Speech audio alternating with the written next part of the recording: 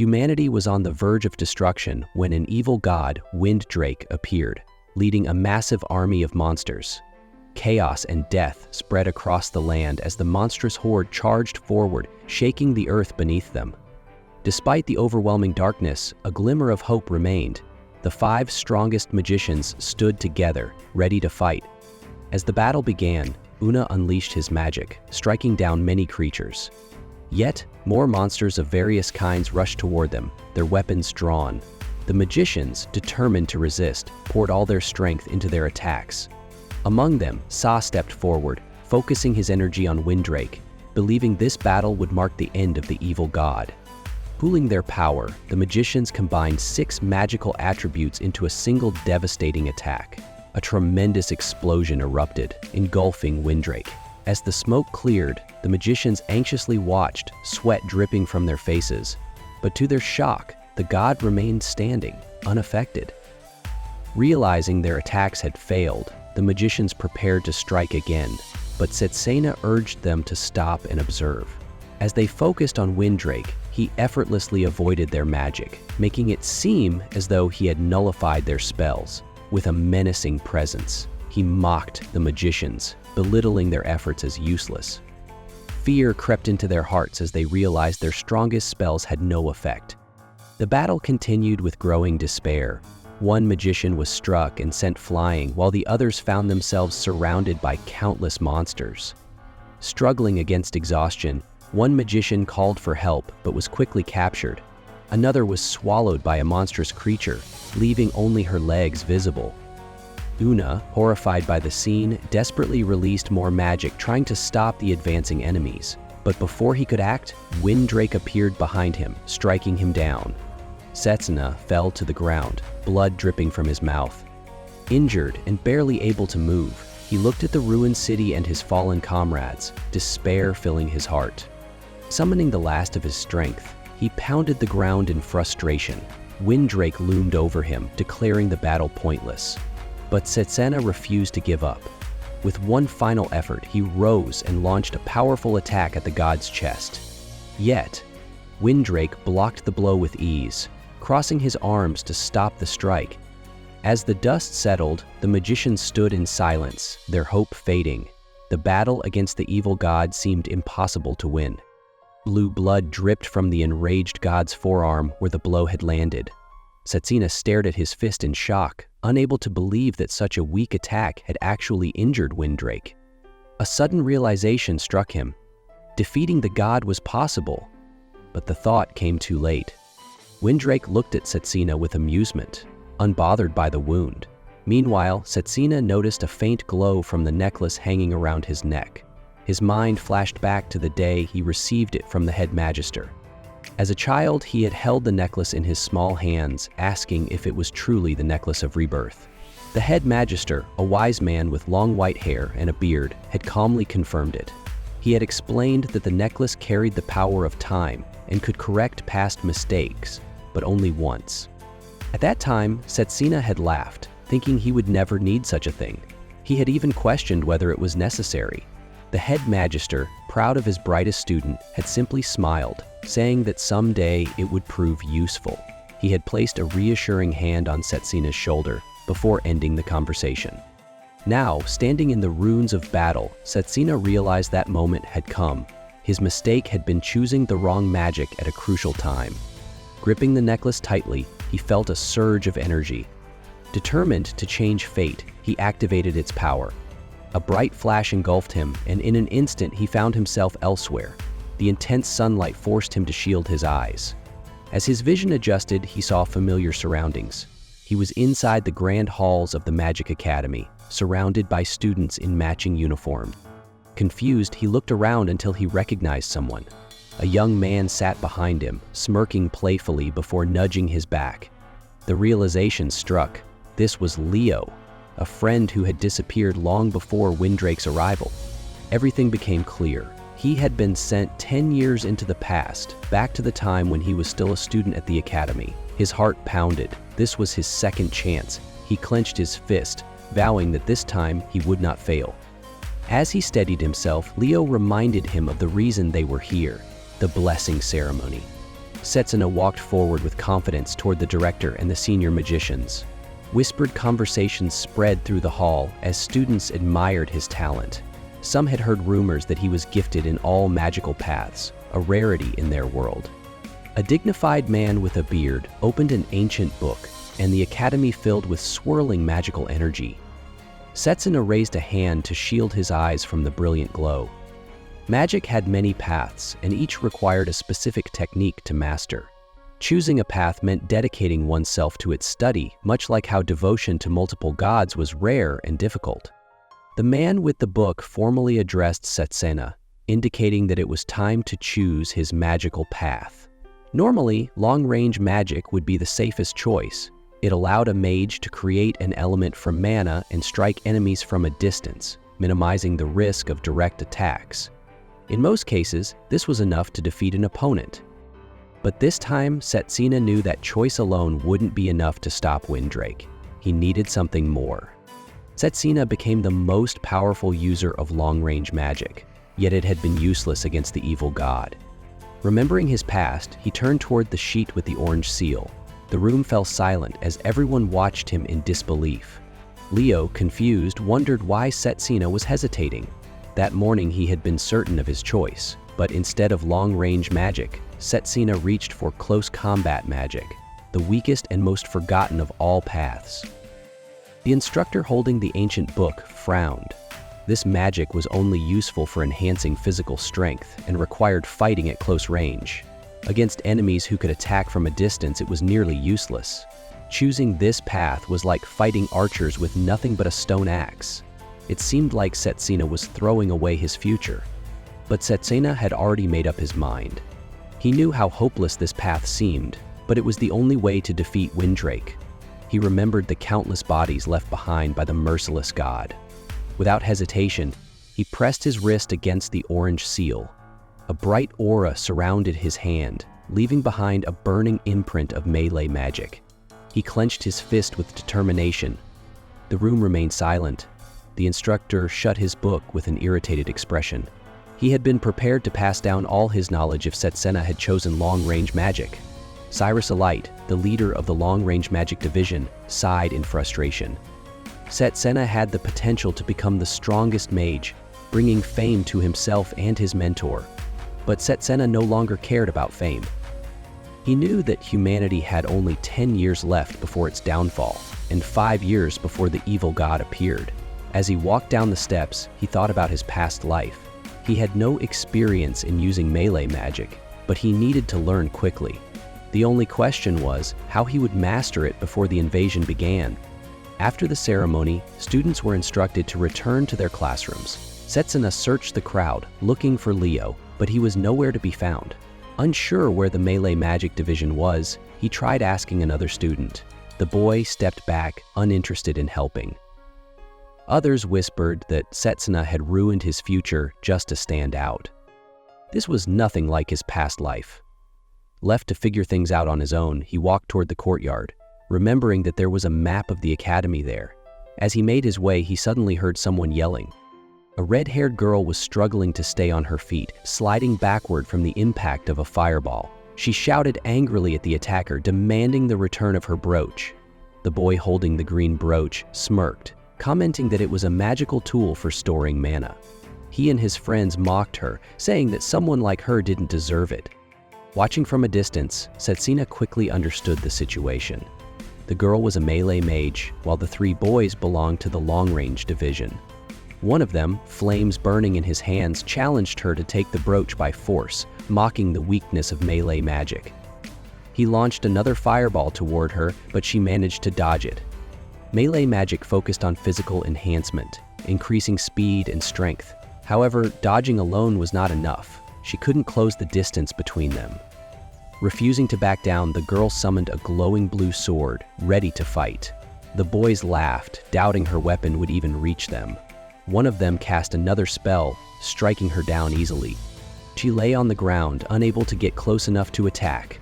The fire mage prepared another spell, mocking her for being weak and powerless. 3 fireballs shot toward her, threatening to finish the fight.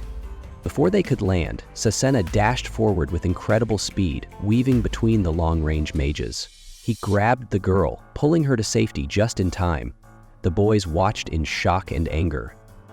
Holding the girl, Setsuna asked if she knew where the melee magic division was and if someone could lead him there. The long-range mages quickly recognized him.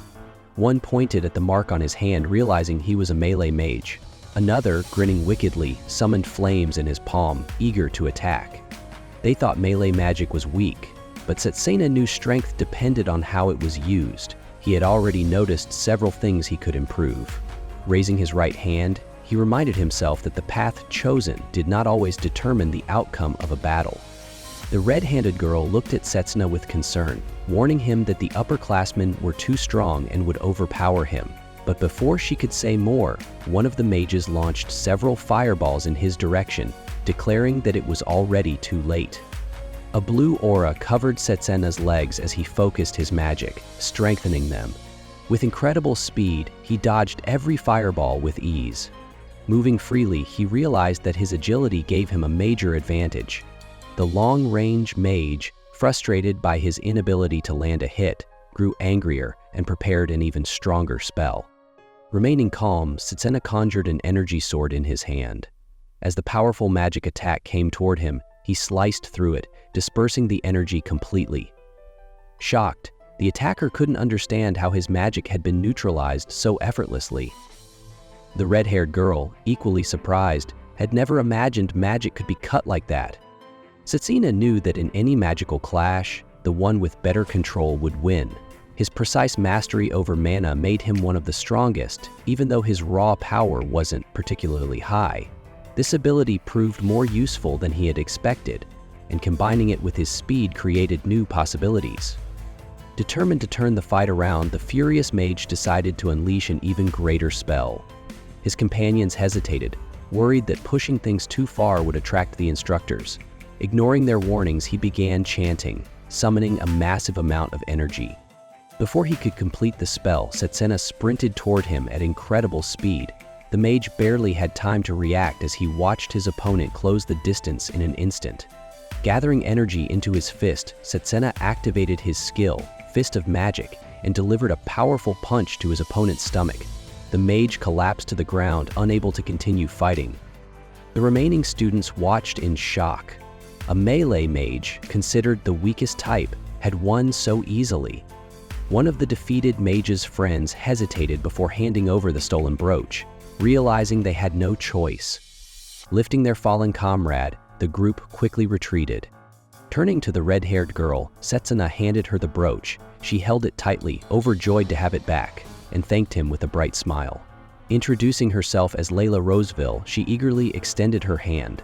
Setsuna shook it, and she recognized his name, remembering the rumors about his unique affinity for all magical paths. She couldn't understand why someone with such rare talent would choose melee magic.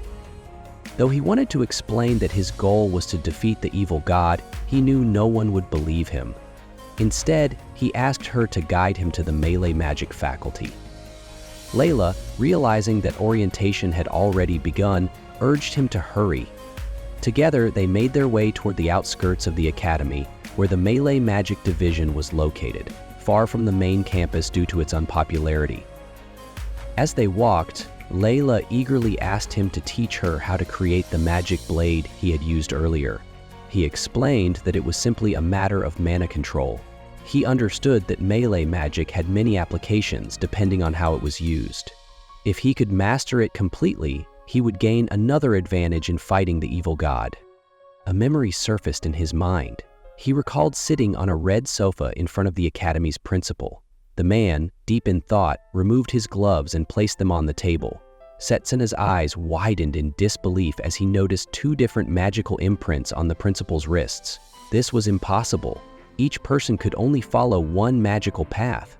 On his right hand was the mark of summoning magic, but the symbol on his left hand was unfamiliar. Confused, he had questioned the principal about the mysterious mark. The man had simply put his gloves back on, saying that he would reveal the truth when the time was right. But before he could ever explain, he had been killed soon after the evil god appeared. Setsuna still remembered the unease he felt upon sensing the principal's hidden power. If he could uncover that secret, he might be able to change fate. Back in the present, Layla pointed toward the academy gates, noticing something ahead. As they approached, Setsena saw a man with a displeased expression turning toward him. His teeth clenched in irritation as he scolded Setsena for wasting time instead of focusing on his studies. Layla tried to speak in his defense, but the man cut her off, uninterested in excuses. His glare fixed on Setsena as he declared that past achievements were meaningless here. Now that he had entered the melee magic faculty, he was considered worthless. Setsena removed the man's hand from his chest, questioning why someone who taught melee magic would speak so lowly of it. The professor's anger flared at the remark. Grabbing Setsena by the collar, he demanded to know how he dared to talk back. Despite the professor's hostility, Setsena remained firm in his belief that melee magic still had untapped potential. The professor, irritated by his confidence, considered putting him in his place. However, he let go and decided to test his abilities instead. He gestured toward a nearby training area where other students were gathered. A green-hailed student with glasses stood in front of a large black steel rock. Concentrating his mana, he swung his arms, releasing a burst of energy toward the rock. Despite his effort, there was no reaction. The professor explained that this was the first test to determine their ranks. Hidden inside the rock was a crystal, and their task was to extract it as quickly as possible. Turning back to the students, he warned that failure would result in punishment. Frustration filled the air as none of the students had made progress in over an hour. The green-hailed student wiped sweat from his face, leaning against the rock. No matter what they tried, the material was simply too strong. The girl beside Setsena scratched her head in frustration, unsure how she could break such a tough stone with her current magic abilities. Nearby, one of the students wiped sweat from his face, convinced that the professor's anger stemmed from being denied a promotion. Another student quickly warned him to be quiet, fearing that the professor might overhear. The professor, standing with a stern expression, motioned toward an unused stone, deciding it was time to demonstrate the true power of close combat magic. He set a strict time limit of 10 minutes, which made the students uneasy. Layla, feeling anxious, doubted that breaking the enormous black steel stone in such a short time was even possible. This one seemed much larger and denser than the others. However, the professor only grinned, unconcerned with their worries. Meanwhile, precious seconds continued to slip away. Without hesitation, Setsena placed a reassuring hand on Layla's shoulder and confidently stepped forward. The professor, gripping his watch tightly, taunted him, suggesting that an apology might earn him extra time. Setsena, remaining calm, refused, stating that he only needed 10 seconds. The professor's amusement quickly turned to irritation at such an absurd claim, while Layla worried that he was being reckless. The professor knew how strong the black steel was. Even with his experience, breaking it had taken him 30 minutes. He reminded Setsena that there would be no second chances. If he failed, there would be consequences. Still, Setsena remained undeterred, summoning blue energy around his hand. Determined to prove himself, he focused on his goal, becoming the best in the class in order to earn the principal's recognition. As he swung his magic sword, the blade connected with the stone, leaving only a small dent. The professor smirked, already convinced that Setsena's confidence had been nothing but empty talk.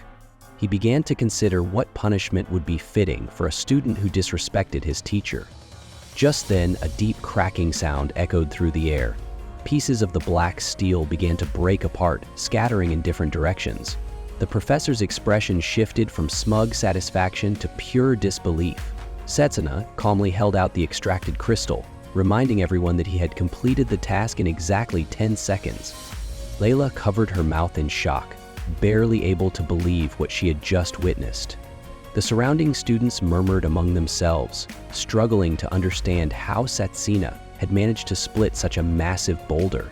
Some even began to suspect that he might be stronger than the professor himself. The professor, now visibly angry, refused to accept the outcome. He insisted that there had to be some sort of trick involved. A stone of that density should have been impossible to destroy within 10 minutes, let alone 10 seconds. Pointing directly at Setsena, he demanded an explanation, certain that something was amiss. Rather than answering directly, Setsena simply questioned why a stone that supposedly took 10 minutes to break had shattered so quickly. If that were truly the case, perhaps the professor should reconsider his position and return to being a student instead. Furious, the professor clenched his fist, unable to contain his rage. Before he could react, a man with a lion tattoo on his shoulder stepped forward. Addressing the professor by name, he grabbed him by the head, questioning why he was harassing the students again. The professor, now visibly flustered, realized that the academy's head professor had arrived. The head professor stretched lazily, yawning as he complained about being disturbed from his rest. With a casual glance, he confirmed that Setsuna had not cheated. Instead, he had simply analyzed the mana flow within the stone and struck its weakest point. As he took a drag from his cigarette, he turned to the professor with a look of disdain, criticizing him for trying to act like a teacher without understanding such a basic principle. Professor Lionel called for the students' attention, preparing to demonstrate how to defend themselves using mana. Taking a firm stance, his body glowed with blue energy as he prepared to strike. He assured everyone that if Zachary had been properly trained, he wouldn't be seriously hurt. Panic filled Zachary's face as he stretched his hands forward, admitting his mistake and pleading for mercy. Without hesitation, Lionel delivered a powerful blow. Zachary attempted to block it with a magical barrier, but the force sent him crashing into a wall. Watching this unfold, Setsuna was astonished. Even after breaking through the barrier, Lionel's strength was unlike anything he had seen before. He couldn't help but wonder who this man really was. Turning to Setsuna, Lionel grinned and acknowledged his name. He gave him an approving pat on the back, impressed by his skills despite being new to close combat magic. Setsuna, however, remained serious. He was determined to prove that just because he specialized in melee magic, it didn't make him weaker than others. He intended to become the strongest by mastering its full potential. Lionel nodded in agreement, encouraging him to seek his guidance if needed. In his mind, he realized that Setsuna was another person who shared his own belief in melee magic's true power. While most students had already decided to participate in the upcoming competition, a surprising new contender had now emerged. With his hands on his hips, Lionel formally introduced himself as the head professor of the faculty. He welcomed the students but quickly got to the point. They needed to choose a representative for the exchange competition. Setsuna immediately recalled the significance of this event. It was a major tournament where 8 magic houses competed for honor and recognition. Only one student from each house was selected, and the champion gained high prestige. Before his regression, he had won the competition as a representative of the long-range magic house, earning the head magister's approval. This was an opportunity he couldn't afford to miss. As he stood there with his hands in his pockets, Setsuna's gaze fell upon fragments of black stone scattered at his feet. Lionel pointed out that someone else had already completed the same test before they arrived, and they had done it using only their fists. Curious, Setsuna looked around until he noticed a figure surrounded by a magical aura sitting in the corner. Recognizing him, Setsuna called out to Drago Ard, who approached with his hands in his pockets. Drago immediately questioned why Setsuna, someone capable of choosing any magical path, had settled on melee magic. Setsuna replied firmly that there were certain things he could only accomplish by mastering this discipline. Drago dismissed his answer, insisting that someone as weak as him could never achieve anything. His family had specialized in melee combat for generations, and he had spent 17 years training his body to reach peak condition. To prove his point, he threw an incredibly fast punch near Setsuna's head, the force creating a gust of wind that startled the surrounding students. Remaining unfazed, Setsuna stood his ground as Drago kept his stance after the strike. He then made it clear that he wouldn't allow someone who treated melee magic lightly to represent their house. If Setsuna wanted to prove himself, he would have to fight him. Hearing his name, Setsuna recalled that Drago had been the only noteworthy melee magic student in the past competition. He welcomed the challenge with a confident smile.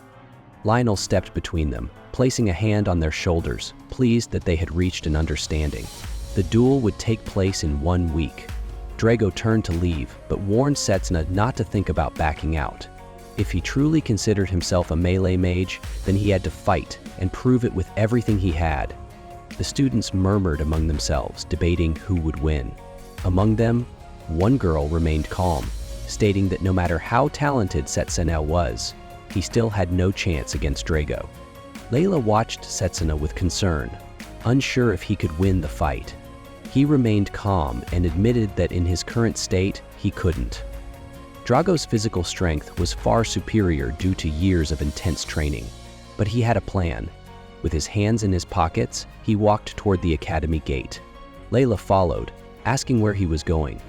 They soon arrived at a secluded forest path, leading to a massive tree. Layla looked up in awe, wondering about their destination.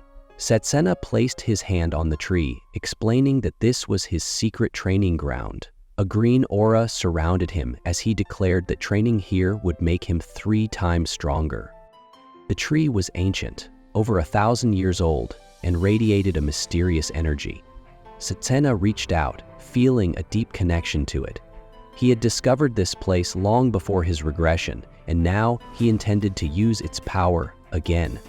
The tree's sacred aura had the ability to restore mana, making it the perfect place to train without limits. As he clenched his fist, the green aura grew stronger. He was ready to push his body to its limits.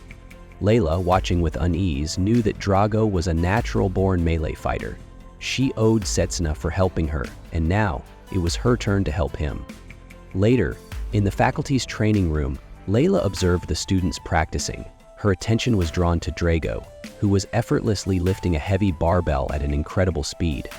After putting it down, he approached Professor Lionel, asking if there were more black steel stones outside.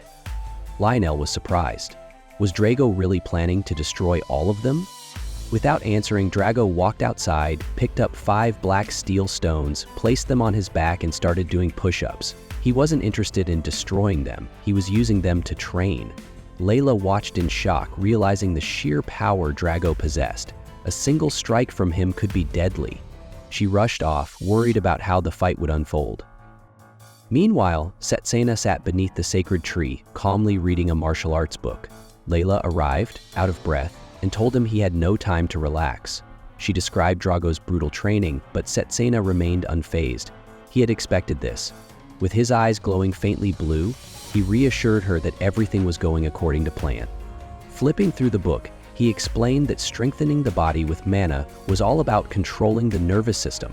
By focusing mana into specific areas, he could enhance different parts of his body. His legs for speed, his mind for memory, and so on. Once he mastered these techniques, he would need to put them into practice. Layla was amazed. She had never heard of such a method. But as she watched, Setsuna suddenly collapsed, catching himself with one arm before falling to the ground. His body was covered in wounds, a result of pushing himself too hard. Despite the pain, he stood up, his green aura flaring around him. His training was extreme, forcing his body to its limits. He needed to recover faster so he could continue growing stronger in the shortest time possible. Layla urged him to find a less harmful way, but he refused. Half measures wouldn't be enough to defeat Drago. His opponent had spent years refining his close combat skills. If he wanted to keep up, he had to push beyond his limits. Over the next week, Setsuna had to repeat the cycle of destruction and healing thousands of times. Layla watched in shock, knowing that just one session had left him exhausted. But for Setsuna, this was nothing new. His mind drifted back to his childhood at the orphanage, where he had no magic at all. Back then, he spent hours training, holding a book in one hand while stubbornly aiming his palm at a stone. Every day he practiced, failing repeatedly but refusing to give up. One day, steam rose from the small stone before it suddenly shattered into pieces. Though his progress was slow, he improved little by little.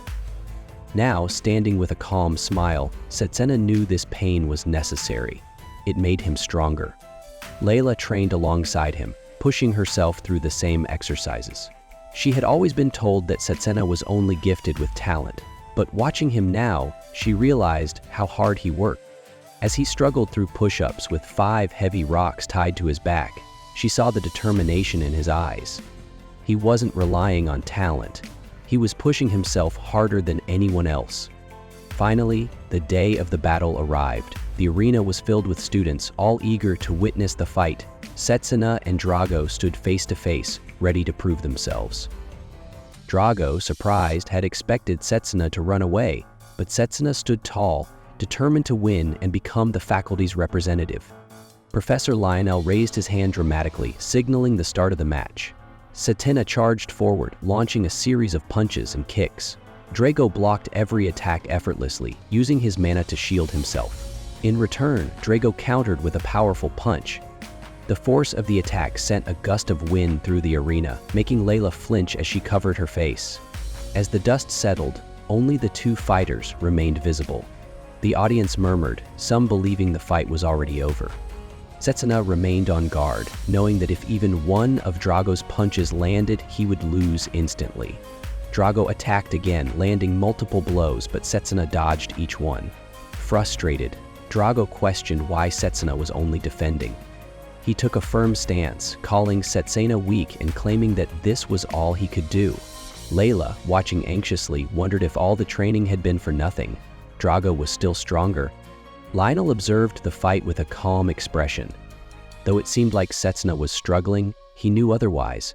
Every move was precise, each dodge calculated. Setsena wasn't just avoiding the attacks, he was countering them with perfect mana control. Drago, growing more furious, spoke of the struggles his family had endured. His father and ancestors had dedicated their lives to melee combat magic, yet they were always looked down upon. He had endured years of humiliation and was determined to change that. With anger in his eyes, Drago summoned a magic sword. He would prove his strength and earn respect with his own hands. Setsena, unfazed, created his own magic sword. The two fighters charged at each other, ready for the decisive clash. Drago launched an attack, but Setsena dodged and leaped into the air. Drago followed, chasing him mid-air before slamming into the ground with immense force. As the battlefield shook, Setsena recalled how people used to whisper behind his back, claiming he only chose melee combat to stand out. Now, he had a chance to prove otherwise. For a brief moment, he understood Drago's determination. They both wanted more than what they already had. Moving quickly around Drago, Setsena activated his skill Enhanced Speed and struck with force. Drago shielded himself with his arms, successfully blocking the attack. Layla watched with anticipation, wondering if the attack had worked. Lemuel, observing from the side, smirked. Drago was undeniably strong, but Setsena's control over mana and raw potential were on a different level. He was eager to see who would win. Setsena, sweating, realized Drago's defense was too strong. He needed a new approach.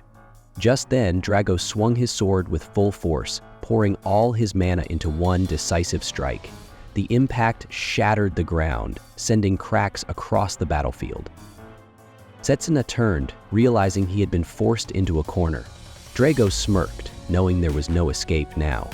As he tensed his muscles and let out a fierce battle cry, Layla watched nervously, unsure of what was happening. Drago charged, throwing a powerful punch, but his attack passed right through Setsena. Confused, he realized he had hit nothing but an afterimage. Above him, Setsena hovered in mid-air. He had concentrated mana into a single point long enough to leave behind an illusion of himself. With his legs bent and sword raised, he knew this was his chance to finish the fight. He lunged forward and struck Drago in the stomach, landing a direct hit. Layla gasped in shock.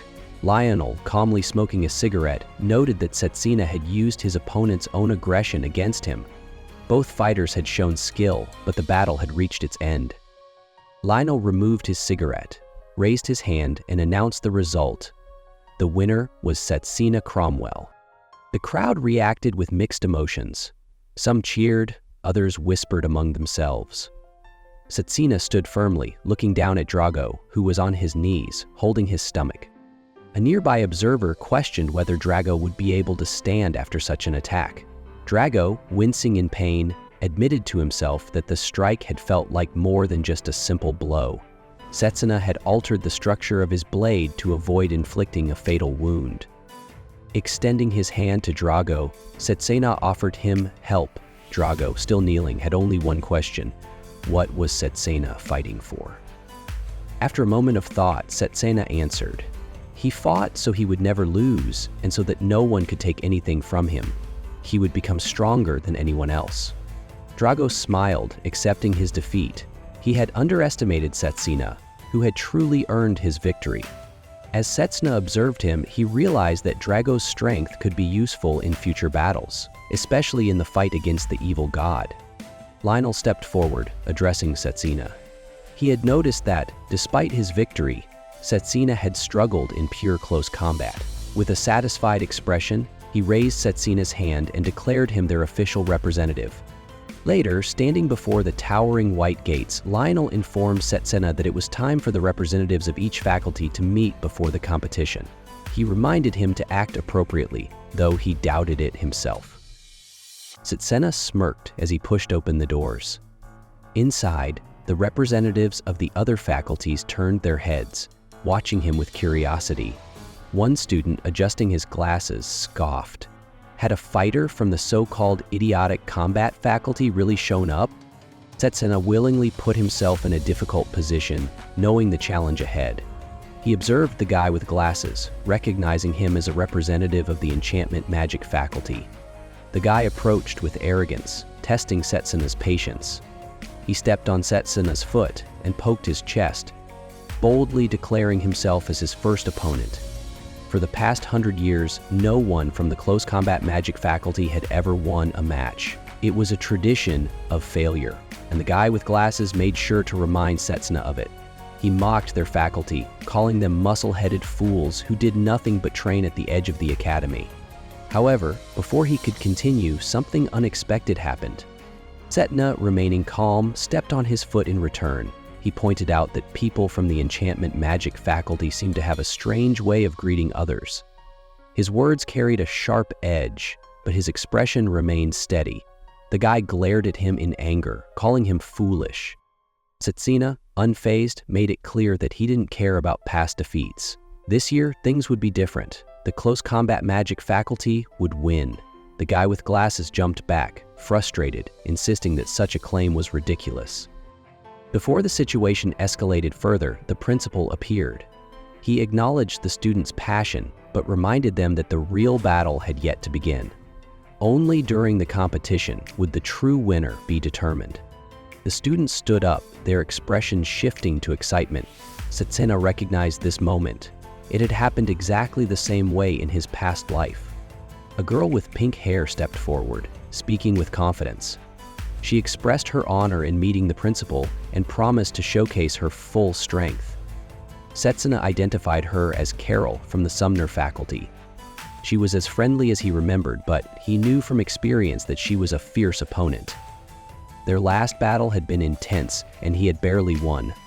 This time, he needed to stay prepared. The principal addressed the group, congratulating them on being chosen as faculty representatives. He was pleased that 8 talented students had gathered for this event. With a thoughtful expression, he explained the format of the competition. It would be a series of one-on-one battles with opponents chosen randomly. The first match would be between close combat magic and enchantment magic. The second would feature healing magic against long-range magic. The third battle would see formation magic face summoning magic. The final match would be between special magic and alchemy magic. This event would serve as a practical lesson, allowing each department to demonstrate the power of their magic. The competition would begin in 10 days. Until then, students had to decide whether to focus on learning new magic or resting to conserve their strength. The principal was eager to see their determination. The students accepted his words with enthusiasm and showed their respect. Setsuna saw this as an opportunity. The principal was someone he couldn't normally speak to freely, but now was his chance. He called out to the departing principal, who stopped and acknowledged him. Introducing himself, Setsuna made a bold request. If he won the competition, he wanted the principal to teach him his magic. The principal hesitated, questioning why a close combat fighter would want to learn summoning magic. Before he could finish, Setsuna clarified that he was referring to a different type of magic. The principal's expression darkened. His arms became engulfed in a fiery aura as he demanded to know how Setsuna had learned of this secret. The sheer power of his mana was overwhelming, but Setsuna remained firm. This magic was his only hope in the battle against the evil god. He knew he would never get another chance like this. Without revealing too much, He explained that the victory of a close combat magic representative would change the way people saw magic itself. Surely, that was something the principal himself had hoped for. The two locked eyes for a long moment. Finally, the principal agreed. If Setsuna won, he would tell him about the second magic law. Setsuna placed his hand on his chest and bowed in gratitude. The principal warned him not to assume it would be easy. Setsuna, filled with confidence, assured him that he would succeed. The principal turned away with a small smile, satisfied with his determination. Later, Setsuna sat on a bench, eating a bun. After 10 long years, it felt good to experience school life again. He silently thanked Layla for recommending the snack. As he took a bite, he reminded himself that he had only 10 days to prepare. He needed to use this time wisely. Suddenly, a large fist came at him. Reacting quickly, he activated his aura, blocking the attack. Jumping back, he found himself face to face with a stone golem. The enchantment magic student adjusted his glasses, frustrated that his attack had been blocked. Setsuna dusted off his shoulder and questioned what magic had been used on the golem. The student clenched his fists, furious. He wasn't willing to wait for the competition. He wanted to settle things now. 4 more battle golems appeared behind him, standing ready for combat. Realizing that this fight could cause problems, the enchantment magic students hesitated. If others found out he was attacking Setsuna outside the competition, it would damage his reputation. With a wave of his hand, he dismissed the golems and walked away, warning Setsuna to be prepared for their official match. Setsuna observed him carefully. Controlling such a large number of golems required immense skill. His opponent was truly talented. However, his attention was soon drawn to his fallen bun on the ground. He sighed, disappointed. It was a shame to waste such a delicious treat. The next day, Lionel gathered the students. Smoking a cigarette, he announced that training would begin immediately. To start, they would analyze the fight between Drago and Setsuna. Looking at both of them, he asked if they understood their weaknesses. Both nodded in agreement. Lionel turned to Drago first, asking for his thoughts. Drago admitted that he had lost control of both his mana and his emotions. Una acknowledged that he lacked raw strength and often lost to Drago in direct clashes. Lionel encouraged him, explaining that recognizing weaknesses was the first step toward improvement. He decided to put them both through a training match to sharpen their skills. Layla, curious, asked if this would be useful for the competition. Lionel assured her that it would, assigning Una an opponent similar to Noel from the enchantment magic faculty. Since Noel could create multiple golems for attack and defense, Lionel designed the training match accordingly. Drago was instructed to act as several golems, attacking from different angles, while Una had to block and counter each strike. Drago, eager to prove himself, prepared his stance and charged forward. Una stood still, appearing calm and focused. As Drago approached at high speed, he swung his fist for a powerful strike. Una reacted swiftly, tilting his body just enough to dodge the attack. Drago, unfazed, immediately followed up with another punch. Una prepared to block, feeling confident. However, he noticed something strange. Drago was smiling. Realizing too late that something was off, he barely managed to stop a surprise attack from the opposite hand. Sweat formed on Una's forehead as he questioned whether his reflexes were too slow. Lionel observed from the side, noting that Drago had a good balance of speed and strength. He moved quickly, shifting his weight efficiently while closing the distance. Drago threw another punch, but Una dodged at the last moment. Predicting the next attack, Una expected a left hook but saw something unusual. Instead of the expected move, Drago feinted, aiming for a different strike. Lionel, pleased with Una's quick thinking, acknowledged that he had made the right decision. He advised him to dodge and counterattack. Taking the advice to heart, Una focused his energy into his legs and repositioned himself. As Drago swung again, Una swiftly avoided the hit and prepared his own attack. After an intense exchange, both fighters eventually found themselves lying on the ground, exhausted. Drago admitted it was a good fight. Lionel brought them water, satisfied with their progress. He assured them that at this rate, Una would soon be able to fight multiple golems at once. While drinking from his bottle, Una reflected on his performance. He realized that no matter how much he trained, it would mean nothing if he neglected his defense. Lionel, watching him closely, admired how quickly he learned. Though Drago had a solid grasp of close combat fundamentals, Una's natural instincts stood out. Days later, the long-awaited competition began. The Elridge Academy of Magic hosted its 781st faculty tournament, drawing in a large audience. The organizers stood before the crowd, introducing the event and questioning which of the 8 chosen representatives would emerge victorious. Una and Noel stepped into the arena, locking eyes. The organizer presented a betting table, inviting the spectators to place wagers. Close combat magic was so unpopular that betting against it seemed like an obvious choice. However, a student in the crowd loudly placed his bet on Una, surprising the others. They turned to see that it was Akthar from the long-range magic department.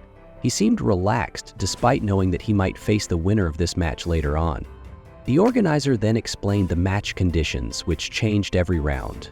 This time, the battle would take place in a desert. Noel, clearly amused, saw this as a great advantage. The crowd cheered him on, encouraging him to crush his opponent into the sand.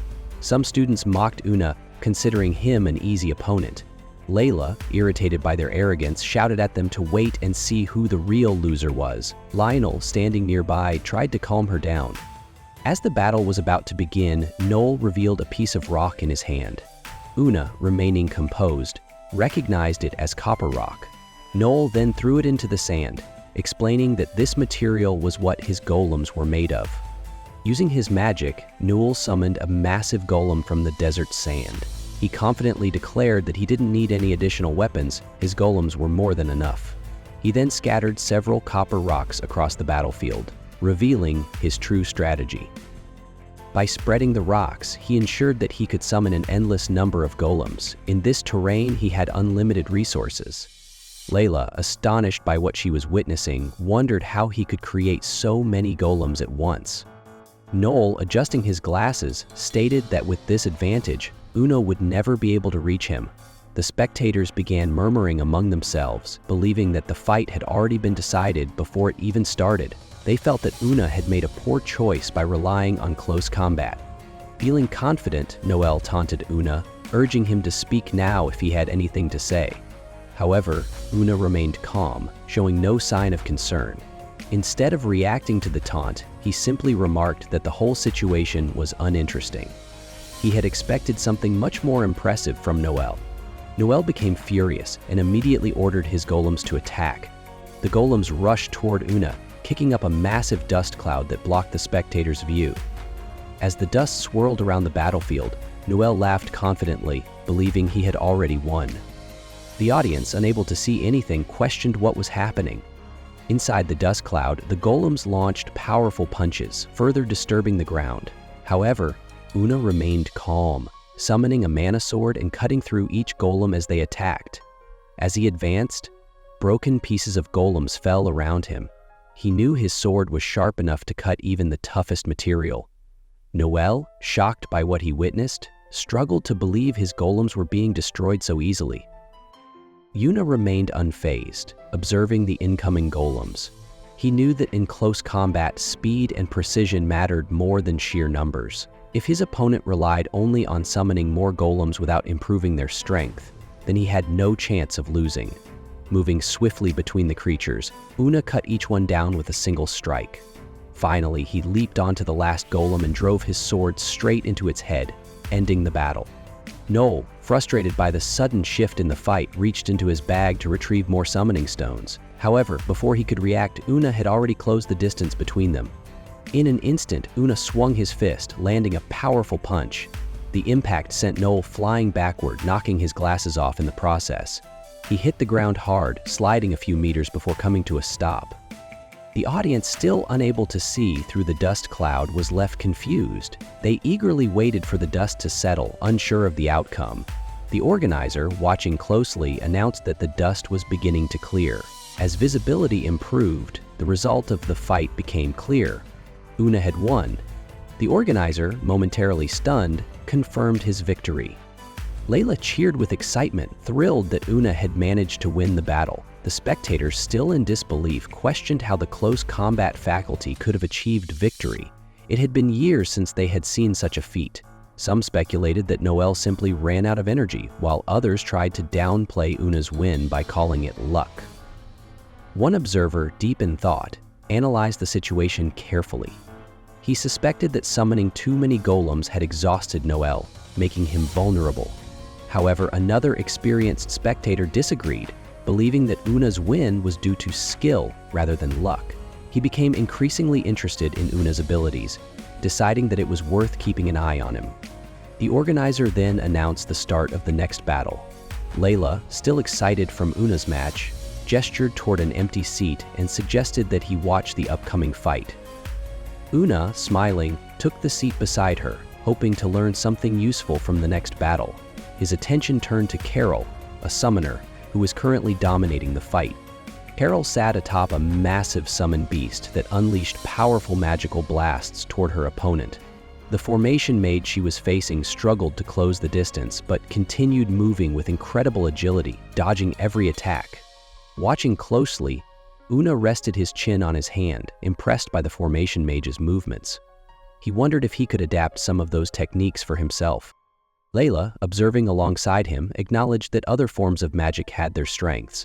However, she remained committed to becoming stronger in close combat magic. Curious, Una asked why she had chosen this particular path when there were so many other magical disciplines available. Layla reflected on her past and shared her story. As a child, she had been playing in the forest with her younger brother when a wild bear suddenly attacked them. Just when she thought they were doomed, a melee mage appeared and saved them. That moment left a lasting impression on her, inspiring her to train in close combat magic so that she could one day protect others in the same way. Returning to the present, Layla wondered if her reason for choosing melee magic was childish. Una, however, reassured her that, as long as she followed her heart, she would continue to grow stronger. Feeling more confident, Layla smiled, appreciating his words. As they talked, they were interrupted by the arrival of Leo, a strong fighter from the long-range magic department. He had been watching Una's battle and was impressed by his skills. With a friendly demeanor, he acknowledged Una's strength and expressed his interest in seeing how he would fare in future fights. Leo then turned his attention to Layla, casually making a teasing remark.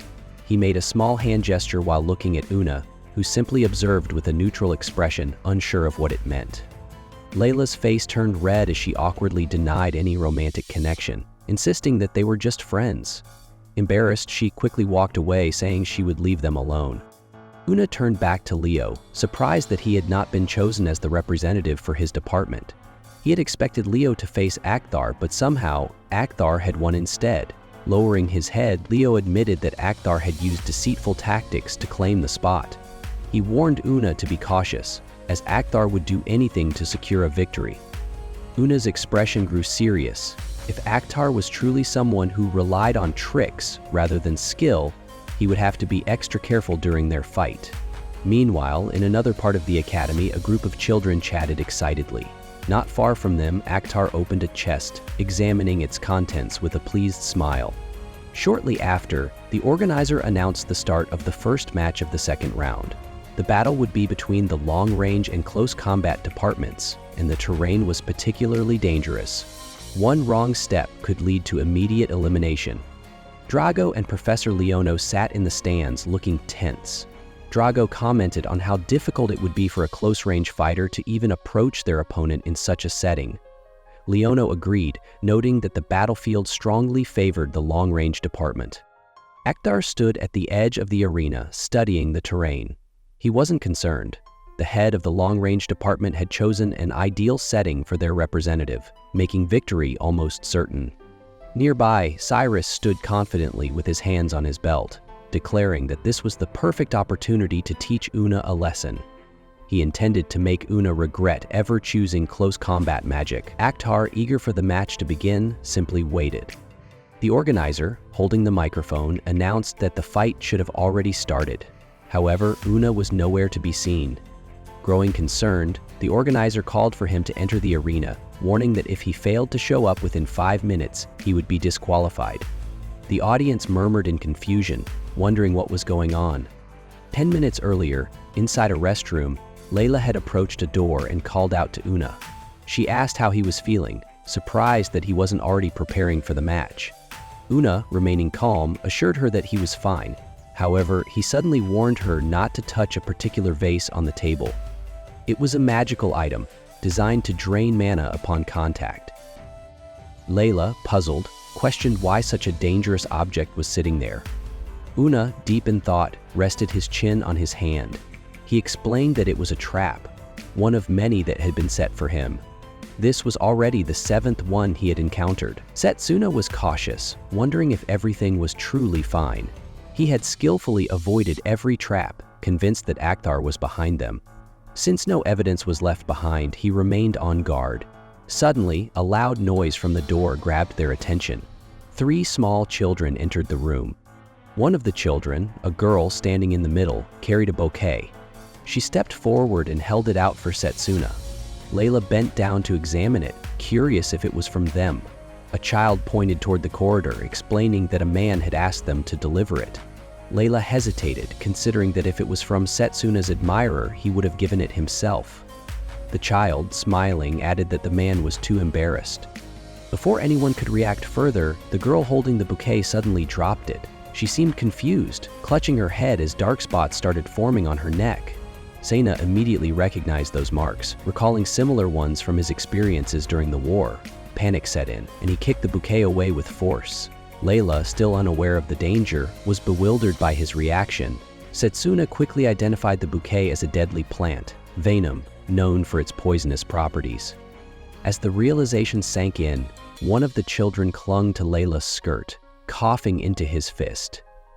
Within moments, all 3 children collapsed to the floor. Setsuna was horrified at the thought that even innocent children were being dragged into such schemes. He clenched his teeth, knowing that if treatment didn't start immediately, the poison would cause irreversible damage. Finding a skilled healer capable of countering the poison would be a challenge. Layla, now fully aware of the seriousness, looked at him anxiously. Understanding the urgency, Setsuna warned Layla to stay back since the poison might spread through mere proximity. But Layla, determined, refused to step away. Gripping a brooch in her right hand, she took charge of the situation. Sana recognized the brooch. It was the magical artifact he had once helped her recover, capable of storing mana. As Layla focused, a green glow surrounded her, and she revealed that her mother had infused the brooch with healing mana for emergencies. Kneeling beside the children, Layla closed her eyes and activated the magic. Sana observed closely, noticing that the dark spots on the child's skin were beginning to fade. When Layla finally opened her eyes, she admitted that her mother had prepared her for a situation just like this. Senna, relieved, expressed his gratitude. Without wasting any more time, he grabbed the bouquet and ran off. He knew that during its blooming period, venom became even more toxic. Leaving it in a populated area would put others at risk. Enveloped in blue mana, he sprinted toward a massive tree, determined to dispose of the poisonous plant properly. With a powerful throw, he launched the bouquet into the air, summoning a sword of mana. With a sharp slash, he cut through the bouquet, ensuring it could no longer spread its poison. A green aura surrounded the tree as Setsuna, exhausted, collapsed to the ground, watching the results of his efforts. Meanwhile, in the arena, 2 observers discussed the absence of a competitor from the close combat faculty. They speculated that he had fled. The organizer, disappointed, was about to declare the opponent Akthar as the winner. However, before he could finish his announcement, a battered figure emerged. The crowd gasped as they saw Setsuna, his body covered in purple wounds. Despite his injuries, his determination remained unshaken. He refused to surrender, demanding his fight against Akthar. Amused, Akthar questioned how Setsuna intended to continue in such a weakened state.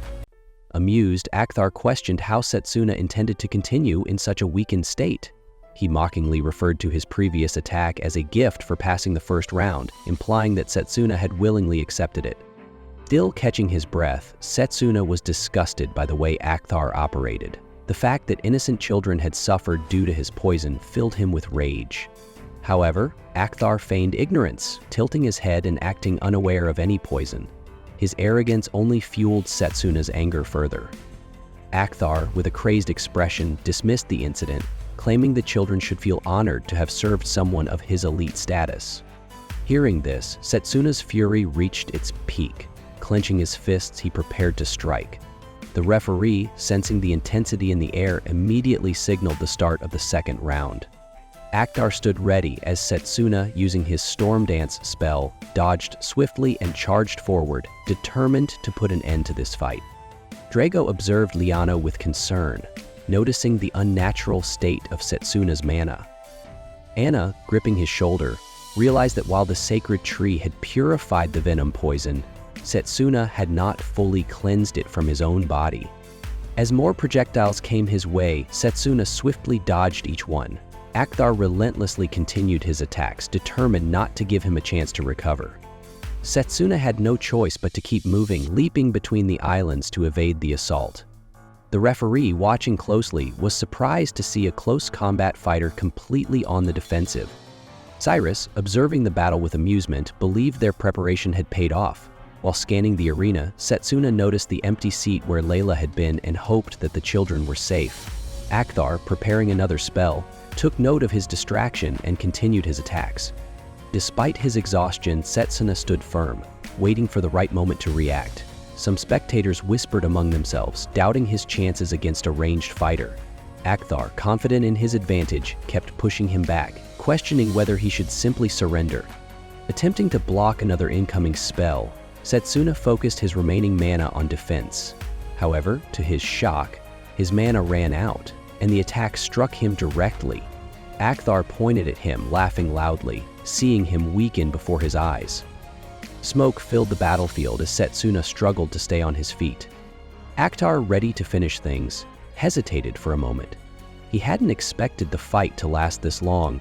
Anna, standing amidst the smoke, recognized that Akhtar had fallen into a trap.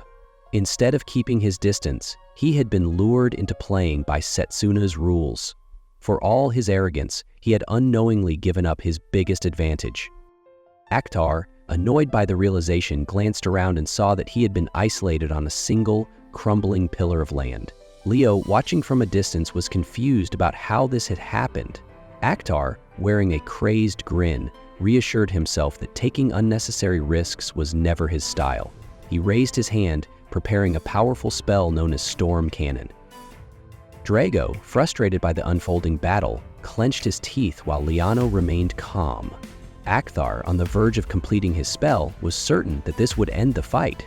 However, before he could unleash the attack, Layla suddenly appeared in the arena.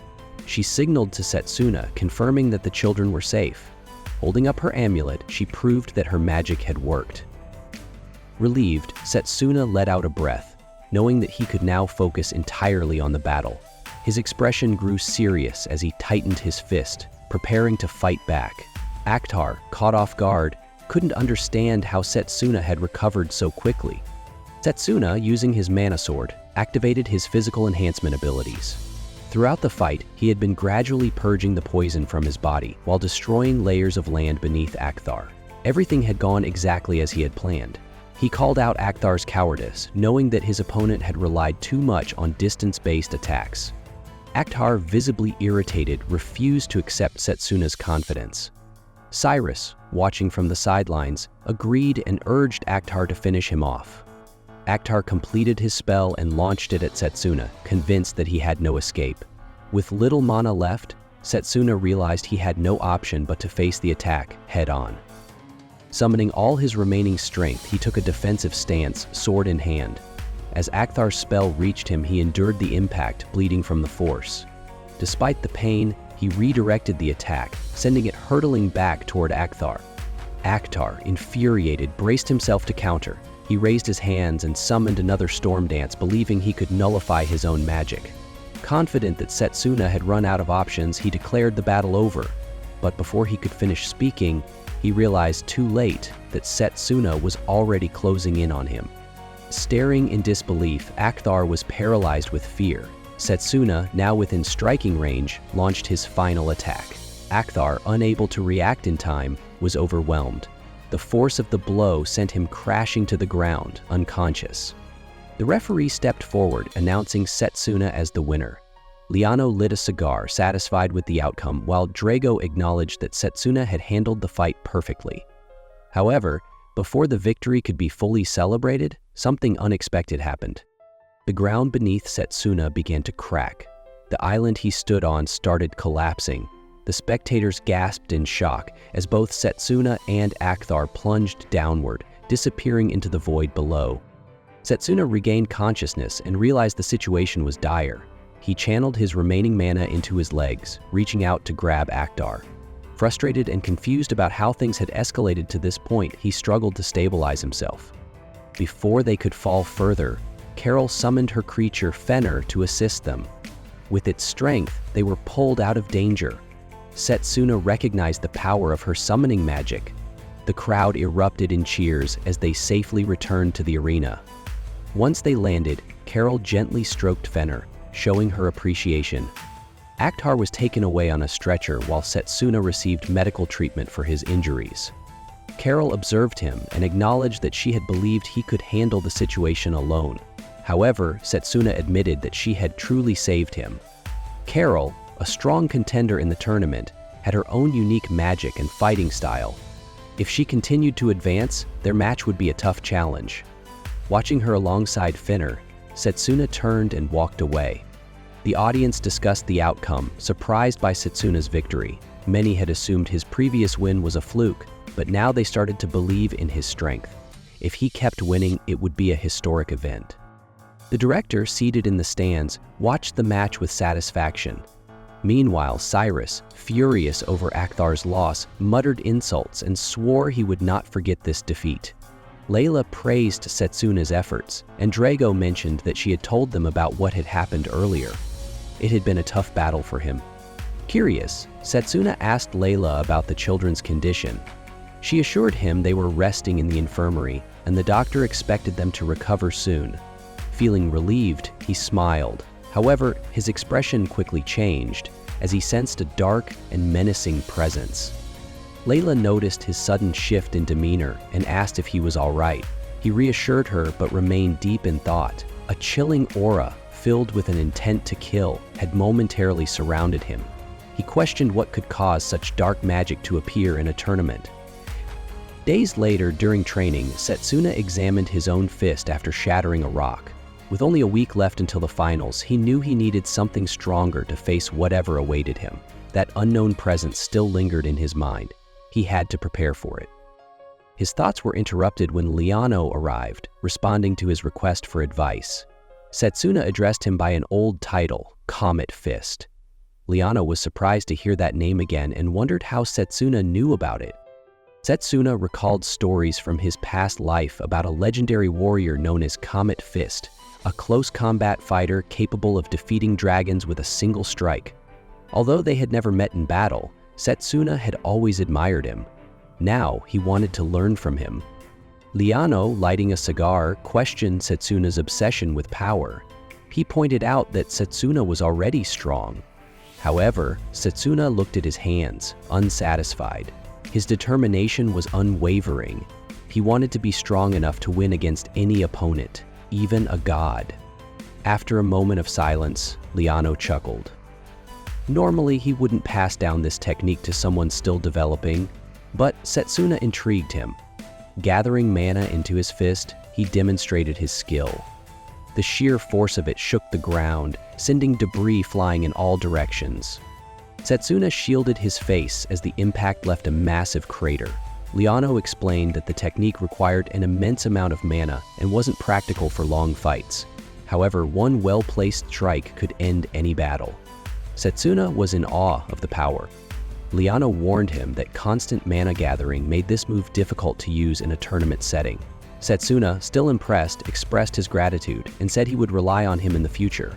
Without hesitation, he wanted to begin training immediately, ready to follow Liano's lead.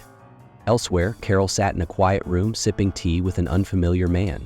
He congratulated her on reaching the finals. She smiled, expressing her gratitude. The man brought up her upcoming match against a melee fighter and asked how confident she was. After considering the question, she responded calmly, stating that victory depended on luck, but she would give her best effort. Standing up, she offered him another cup of tea. He politely declined, and she picked up the tea set before leaving. Once she was gone, the man pulled out a mysterious card, activating a hidden mark.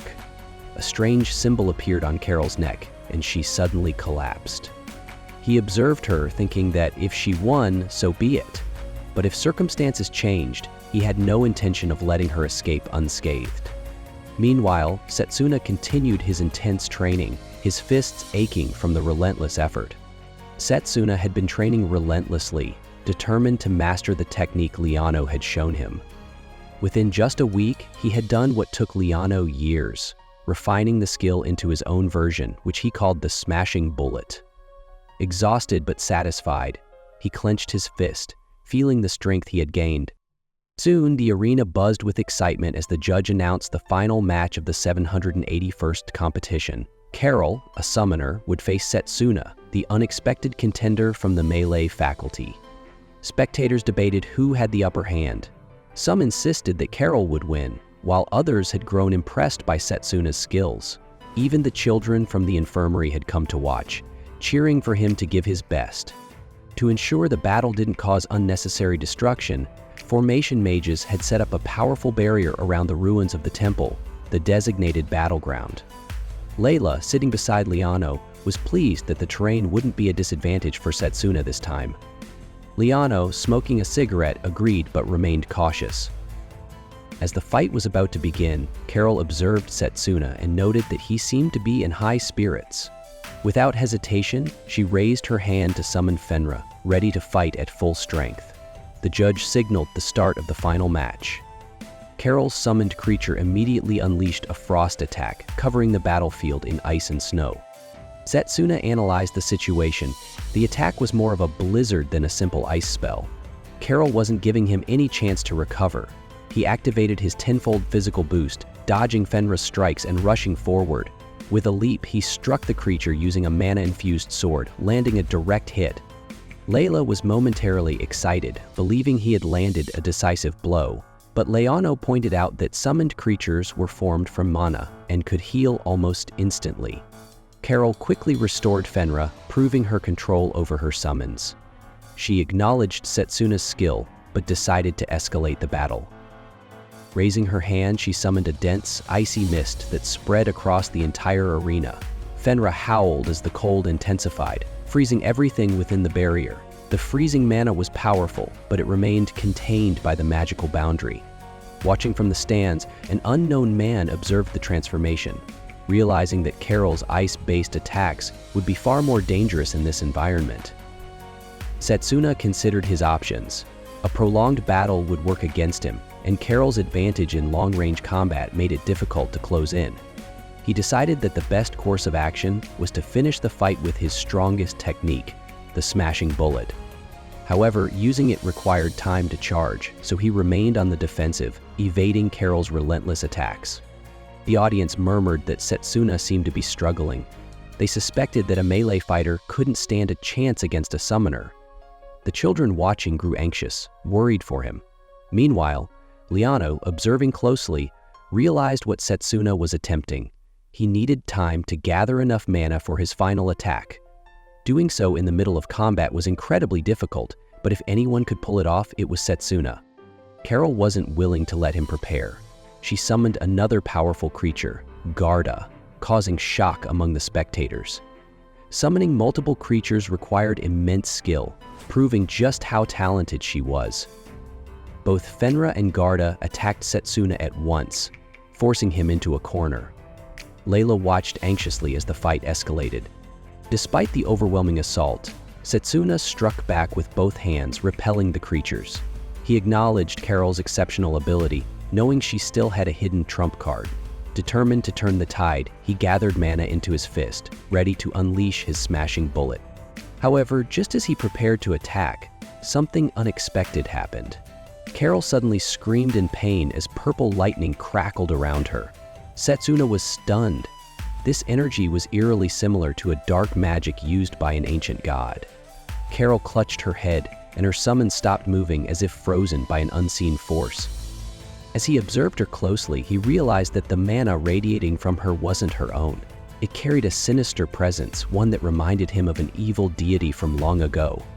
Confused, he tried to understand what was happening. Carol, struggling through the pain, raised her hand and summoned multiple creatures at once. The spectators gasped at the sheer number of monsters appearing before them. Even Liano recognized that something was wrong. This wasn't Carol's normal magic. The battle needed to be stopped immediately, and the barrier should be lowered before things got worse. But the protective formation remained intact, preventing any interference. Meanwhile, in the shadows, an unknown man stood beside a fallen figure. He revealed that only the creator of the barrier could disable it. Looking down at the unconscious mage beside him, he smirked, knowing that no one would be able to stop what was coming next. Setsuna dodged the relentless attacks of the summoned monsters, realizing that whoever controlled this mana had to be nearby. He needed to track its source while fending off the creatures. The unknown man, watching him, smirked, knowing that Setsuna wouldn't have time to search while fighting off the relentless beasts. Garda, one of Carol's summons, struck Setsuna, sending him crashing into a stone pillar that shattered on impact. The force of the blow sent him flying back, pain surging through his body. Layla watched in horror, calling out to him as he struggled to his knees, gripping his injured arm. The unknown man observed the battle with satisfaction, confident that Setsuna wouldn't last much longer. Tracking mana while fighting off multiple summons was nearly impossible. Carol, still trapped under an unknown force, was already nearing her limit. If this continued, her mana would spiral out of control, putting her life at risk. In the midst of the chaos, Carol, her expression filled with both fear and pain, suddenly shouted for Setsuna to escape. Her voice trembled, urging him to run before it was too late. This confirmed his suspicions. She was under someone's control, but he had no time to hesitate. The monsters lunged again, forcing him to dodge quickly. He grabbed one of the charging beasts and flipped it over himself before pressing forward. Meanwhile, Leano rushed through the arena stands, aware that Setsuna had likely used up most of his mana. He knew the situation was dire. If the fight wasn't stopped soon, Setsuna could lose, or worse, Carol could die. He needed to find the formation mage responsible for the barrier before it was too late. Just as he ran, a monster appeared behind him and struck, piercing his leg with its horn. Layla gasped in fear, watching Leano stumble. The crowd, witnessing the scene, murmured in concern. Some questioned whether this had gone too far. Setsuna collapsed onto the ground, his leg severely wounded. The unknown man sneered, knowing that Setsuna wouldn't be able to use his ultimate attack now. With a simple gesture, he commanded the monsters to finish him off. One of the creatures lunged, its fangs sinking into Setsuna's arm as he screamed in pain. Earlier, during training, Liano had asked his students what mattered most for melee fighters. While many believed it was about delivering strong blows or minimizing damage, he had taught them something even more crucial: fighting spirit, the will to strike no matter the situation.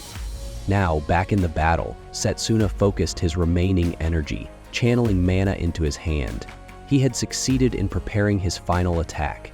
The unknown man was shocked, realizing that Setsuna had secretly been gathering mana in his other hand all along. Despite his injuries, he had managed to continue charging his strength. Setsuna analyzed the situation. The summons had gone berserk, but if he could force them into a specific position, he could take them all down in one move. The onlookers, Layla and Drago included, watched with anticipation as Setsuna unleashed his ultimate technique, the smashing bullet. He poured all of his remaining mana into the attack and released it in a powerful blast. The force of the blow sent Carol flying off Fenra while simultaneously eliminating the rest of the monsters. As she plummeted, Setsuna rushed to catch her, relieved to see that she was safe. He carefully laid her on the ground. The spectators, stunned by the outcome, began murmuring among themselves. This meant Carol had lost. The judge hesitated before officially announcing Setsuna as the winner. It had been nearly 100 years since someone from the melee faculty had claimed victory. Cheers erupted across the arena, as no one had ever witnessed such a powerful move before. Layla, in disbelief, asked if he had truly won. Drago grinned, confirming that the fight was over and everything was fine. A student who had bet on Setsuna's victory cheered, proud that he had believed in him. The unknown man, watching the result, admitted that he had underestimated Setsuna. Despite the overwhelming odds, he had survived. However, there was no use for the formation mage anymore. Just as he was about to cast a spell on the unconscious mage, he stopped himself, realizing that others had likely pinpointed the mage's location by now. With a flick of his fingers, he removed the controlling mark.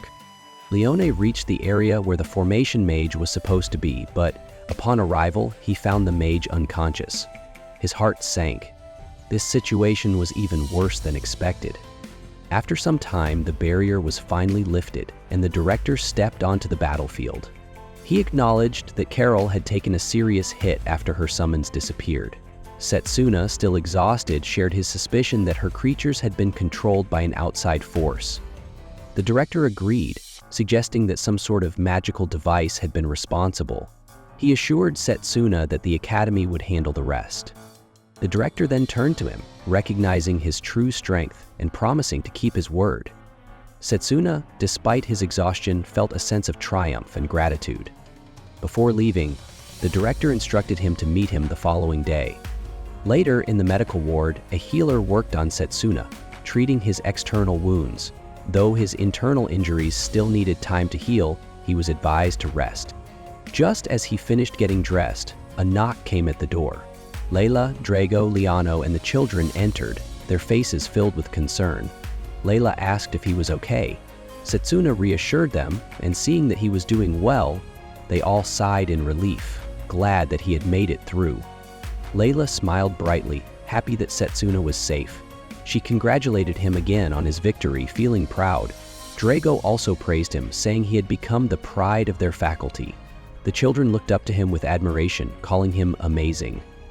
Setsuna watched them leave with a sense of warmth and satisfaction.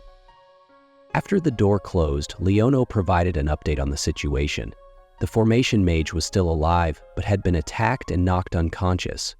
Carol needed more rest, but was otherwise fine. However, she would likely be questioned once she woke up. It was clear that both she and the formation mage had been targeted. Leono asked if Setsuna had any idea who was behind it all. Meanwhile, the unknown man approached Carol's room, but an invisible force stopped him. He realized it was a protective barrier meant to keep intruders out. Without hesitation, he destroyed it, calling it useless, and stepped inside. His goal was clear: eliminate Carol before dealing with any other loose ends. Gathering energy in his hand, he prepared to cast a spell, determined to erase any trace that could link back to him. Just as he was about to strike, Setsuna launched an attack, forcing him to stop. Setsuna had expected him to target Carol first. Standing protectively in front of her bed, he glared at the intruder. The unknown man, now revealed as Leo, smirked and let out a short laugh. He admitted that he hadn't expected to be caught, believing he had left no evidence behind. Setsuna, however, had been watching closely. There may not have been direct proof, but seeing Leo's actions firsthand had confirmed his suspicions. After a brief pause, Leo gestured toward the door, suggesting they continue their conversation outside, away from the smell of medicine. As they stepped outside, Setsuna felt the strain of his injuries. He hadn't fully recovered yet, and facing Leo in this state was risky. Leo turned to him, his expression unreadable, and asked how long Setsuna had suspected him. Setsuna answered that it had started when Leo disappeared after the blessing ceremony. Something had felt off, especially considering how Leo had lost his chance to represent his faculty. If Leo had played fairly, he wouldn't have lost to Akdar. Leo placed a hand on his face, impressed that Setsuna had pieced everything together. But now, it didn't matter. The final battle had made things clear. Leo's mana had reacted strangely, proving something was wrong. Leo's eyes narrowed, pretending not to understand, and stepped forward. Dark markings began to appear on his face as an eerie aura surrounded him. He asked Setsuna if he had ever heard of a great being. A sense of dread filled Setsuna. The transformation in Leo's mana confirmed his worst fear. Leo had become a follower of the evil god. There was no time to hesitate. He clenched his fist, gathering mana, and prepared to strike. Leo, now exuding a sinister presence, stated that he could no longer allow Setsuna to interfere. However, he admitted he had hoped to toy with him a little longer. Setsuna charged forward, wielding a sword made of mana. He swung at Leo, but the attack vanished before making contact. Shocked, he recalled a similar situation from the past. Leo smirked and explained that the great being had granted him the power to nullify mana. No matter how much Setsuna tried, his attacks would never reach him. But Setsuna wasn't ready to give up. He carefully observed the situation, realizing that Leo's nullification only worked upon contact. If he attacked from a blind spot, he might have a chance. He dashed behind Leo and struck again, but the result was the same. His attack disappeared before hitting its target. Leo, unimpressed, stated that his mana detection was faster than Setsuna's movements. Before Setsuna could react, Leo conjured a fireball and launched it at him. The attack hit Setsuna from behind, knocking him to the ground. Leo prepared another attack, stating that he had no real desire to fight. As Setsuna struggled to recover, he was thrown back once again, groaning from the pain. Leo continued walking toward him, acknowledging his impressive abilities. Most melee fighters never reach such a level. If Setsuna had chosen ranged magic instead, the fight might have lasted longer. Looking down on him, Leo decided it no longer mattered. He intended to end it right there. A bolt of lightning struck Setsuna's already injured leg, forcing him to his knees. Weakening, he tried to understand why Leo was doing this. Leo's expression turned wild as he spoke about his frustration with the world, comparing it to the urge to destroy something fragile. Setsuna, shocked, remembered their past and couldn't believe this was really Leo. He yelled at him to stop pretending, but Leo dismissed his words and prepared another attack. Setsuna knew he was too far away to use his mana blade and needed to get close fast. Remembering a past battle, he focused on recreating that decisive moment. He gathered mana into his fist, still believing he had a chance. Leo moved faster, casting spells at an incredible speed. It was clear that the power of the evil god was at work. Just before Leo's attack could land, another force interrupted the fight. A new magic struck down Leo's spell. Both fighters were caught off guard. A second attack came toward Leo, but he nullified it with a touch. Looking up, Setsuna saw a dragon and the headmaster standing nearby. The headmaster descended, apologizing for arriving late. Setsuna, relieved, assured him that he had arrived just in time. The headmaster turned his attention to Leo, suspecting him of interfering in the competition. Leo smirked, admitting he expected to be caught eventually. The headmaster had followed traces of mana to this point, confirming his suspicions. Regret filled his voice as he acknowledged that he never wanted to suspect his own students. But now, he had no choice. A powerful aura surrounded him as he declared his intent to detain Leo. Lowering his hand, he commanded the dragon to attack. A massive burst of fire shot toward Leo. Setsuna was overwhelmed by the intensity, but Leo easily dispelled the attack. With a smug expression, he commented on the dragon's reputation, acknowledging its strength. He admitted that without the gift from the great being, he would have been in real danger. The headmaster realized that magic nullification was real. Setsuna asked if he had known about it before. The headmaster explained that he had read about it in the archives of his family's Silver Rock house. Records stated that whenever dark forces awakened and chaos spread, magic nullification would be a key ability. Leo, now fully charged with mana, announced that magic would no longer work on him. He gathered energy in his hand, preparing a powerful attack. Setsuna recognized the magic of 3 elements combined, a dangerous technique. The headmaster, with a glowing sign in his eye, instructed Setsuna to move. Following his advice, Setsuna stepped aside just in time to avoid several projectiles.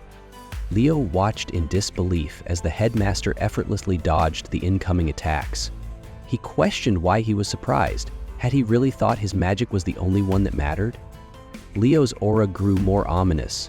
His power surged, and even Setsuna could feel the dark energy surrounding him. Determined to erase them completely, Leo unleashed another powerful attack. The headmaster quickly assessed the situation. If they fought at full strength here, the academy would be destroyed. With a silent signal, he urged Setsuna to leave.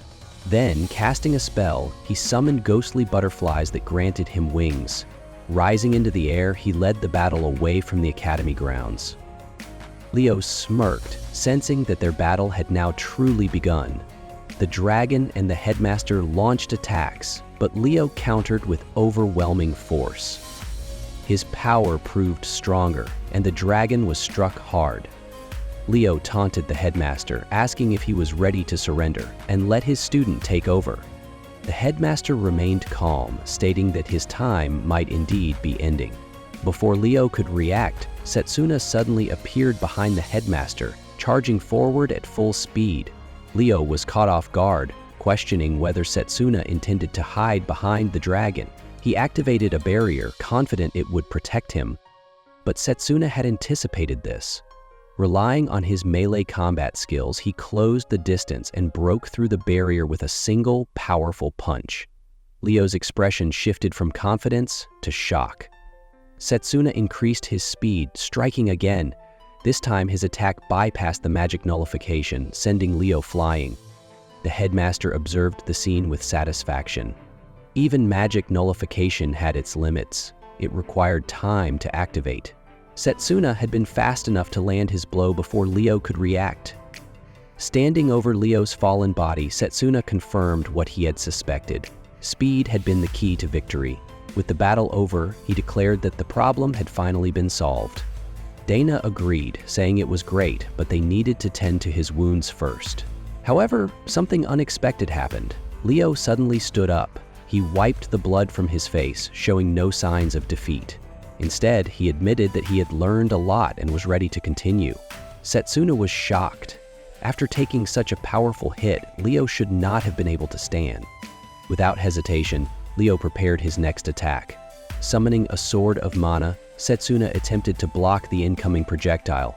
However, the force behind Leo's magic was far greater than he expected. His sword shattered on impact, and the blast sent him flying into a nearby wall. The impact was so strong that he struggled to stay conscious. Damon, seeing what happened, called out in concern. As his vision blurred, he caught sight of Leo, who explained that he had now mastered the combination of magic nullification and ranged attacks. Setsuna's strength was fading fast, and his mind drifted into the past.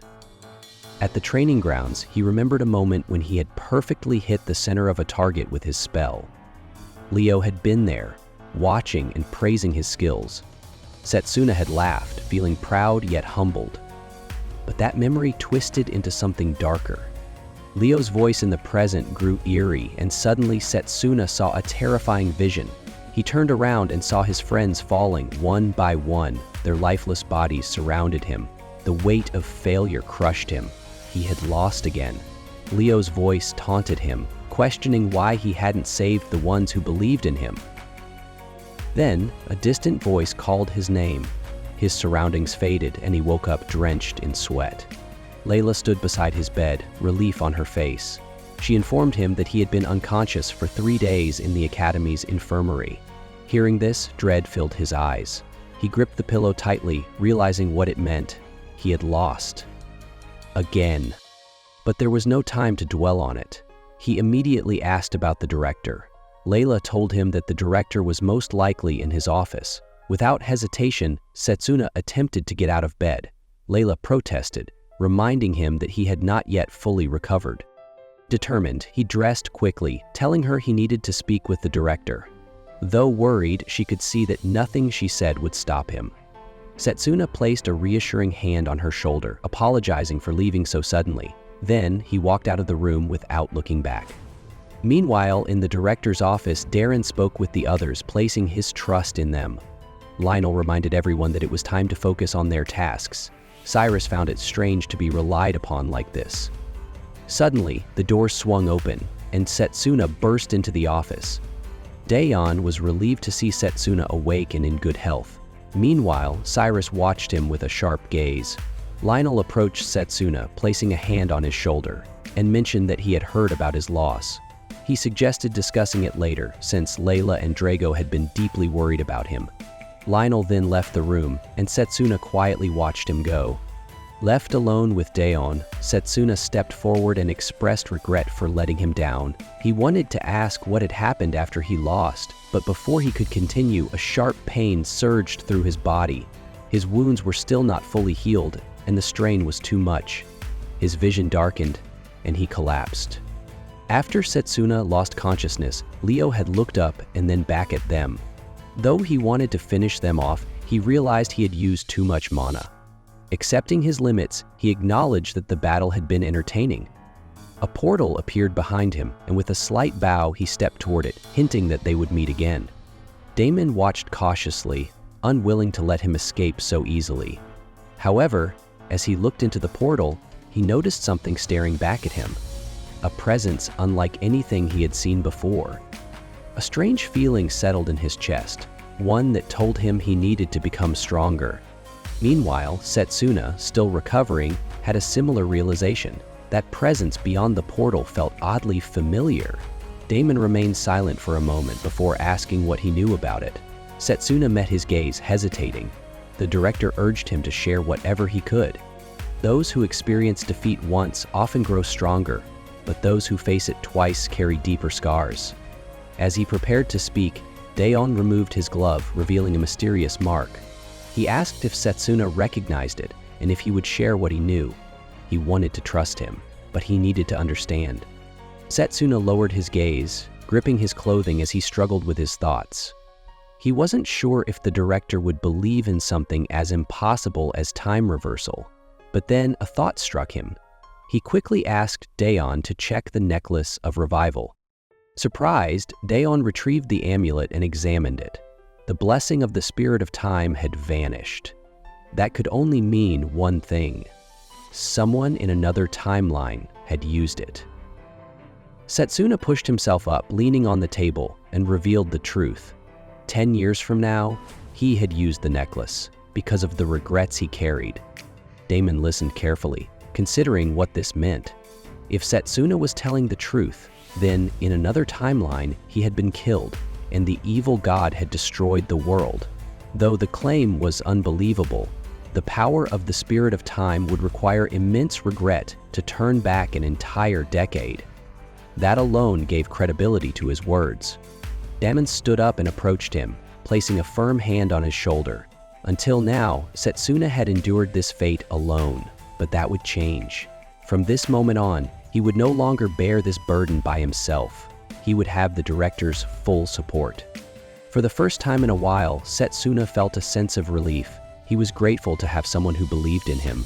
Together, they would stand against the evil god and try to save the world from destruction. Determined, the director turned to him and decided to teach him a new kind of magic, one powerful enough to challenge their enemy, unlike traditional magical paths. This unique ability was called spiritual magic. Curious, Setsuna followed as Daeon led him to a familiar training ground beneath a large tree. A sense of nostalgia washed over him as he realized this was where he had trained before. Spiritual magic, Daeon explained, involved merging with a spirit by using mana as a catalyst, granting incredible power. Unlike other types of magic, it could be combined with different techniques, making it incredibly versatile. Setsuna listened intently, fascinated by the concept. As Daeon spoke, a spiritual aura surrounded him, and his eyes shimmered with an unusual glow. The sight reminded Setsuna of the battle with Leo. He had seen those eyes before. Then, to his surprise, Daeon casually raised his hand with 2 fingers up and suggested they play a game of rock, paper, scissors. Setsuna was puzzled, unsure what he meant. Daeon simply smiled, clenched his fist, and gestured for him to participate. Though confused, Setsuna followed along, choosing stone while Daeon chose paper. Daeon declared his victory and suggested playing again. They continued several more rounds, but he won every time. Setsuna, shaking his hands in frustration, realized he couldn't win. Daeon then revealed that this was due to an ability granted by the spirit of time, allowing him to glimpse a few seconds into the future. He explained that many spirits existed in the world, each granting unique abilities to those who formed contracts with them. A contract with the spirit of wind allowed a person to fly, while the spirit of water granted immunity to physical attacks. Hearing this, Setsuna was amazed. The idea of using such magic was almost beyond imagination. If he could learn it, his close combat abilities would improve significantly. However, before he could make a contract with a spirit, there was something he needed to do. Daeon smiled and announced that the time had come for him to try. Closing his eyes, he was soon surrounded by a bright aura. Setsuna watched in amazement as Daeon lifted his hand and instructed him to clear his mind and become one with nature. Spirits were everywhere, he just needed to sense them. Following his guidance, Setsuna closed his eyes and focused. He silently called out to the spirits, asking for their power to help him defeat the evil god. However, nothing happened. A sinking feeling crept over him. Was he truly incapable of sensing them? The director observed him closely and suggested that perhaps his natural impatience was interfering. Frustrated, Setsuna clenched his fist, unsure of what he was doing wrong. Daeon calmly explained that true connection with nature required inner peace. Instead of forcing it, he needed to simply feel it. Setsuna tried to push aside his distractions, but his mind kept returning to his losses, his determination to grow stronger, and the fear of failing again. Daeon placed a reassuring hand on his shoulder, advising him not to rush. Even he had taken 3 years to master this ability, but he was confident that Setsuna would learn it in time to fight the evil god. Setsuna, however, was frustrated by the thought of waiting that long. He insisted that he needed to improve as quickly as possible, since no one knew when the apostles would strike again. Curious, Daeon asked which apostles he meant. Setsuna explained that they came from the same dimension as the evil god, and each possessed unique abilities separate from traditional magic. He was certain that Leo, who had used disintegration magic, was one of them. In his past life, he had fought an apostle before returning in time. Despite having an advantage with ranged magic, the battle had been incredibly difficult. Hearing this, Daeon recalled an ancient legend, the 12 Dark Forces. His family, the Silver Rock lineage, had known of them for generations. Setsuna agreed that if Leo was one of them, there were likely others hiding in their world. The director understood his concern, but reminded him that rushing would only lead to failure. A clear mind was essential for victory. An idea came to him. Perhaps their upcoming training in the dungeon would help. Setsuna, caught off guard, asked what training he meant. Daeon mentioned that Lionel would explain later, but the training would push them all beyond their limits. It would be a difficult test, but it would prepare them for the battles ahead. He advised Setsuna to rest first, as there was a surprise waiting for them in the dungeon. Meanwhile, elsewhere, Leo entered a vast hall where several unknown figures were gathered. Holding the back of his head in guilt, he admitted he was late. A monstrous figure glared at him with irritation, questioning whether he had the audacity to keep them waiting. Another figure, hanging from the ceiling, mocked him, wondering if he had even managed to eliminate a single student. Leo had been granted permission to act freely, yet he had failed. Worse, he had suffered injuries and fled the battle. The others demanded to know how he planned to take responsibility for his failure. The one on the ceiling, known as Pucker, laughed at him. Leo admitted that he had lost his composure when facing his best friend. Despite his calm demeanor, one of the apostles, Zane, was visibly annoyed by his attitude. The atmosphere in the room grew tense as they stared each other down.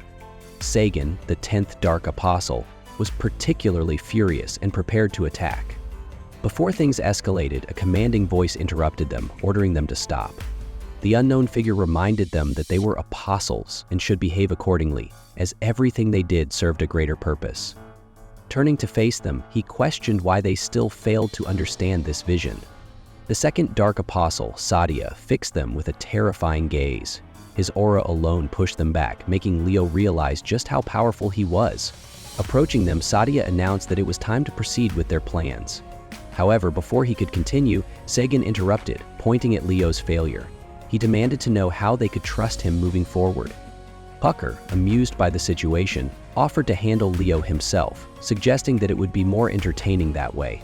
However, Sadia dismissed the idea. He had already made the necessary arrangements, and Leo would complete the task assigned to him. A few days later, back at the academy, Layla entered the classroom and was surprised to see Setsuna there. She asked if his wounds had healed enough for him to attend classes. He assured her that he was fine and could theoretically participate in lectures again. Layla, looking thoughtful, recalled that he had been injured once more after the finals. She wondered what had really happened. Setsuna, avoiding her gaze, remained silent. Damon decided that, for now, The existence of the evil god and his apostles should remain a secret from the general public.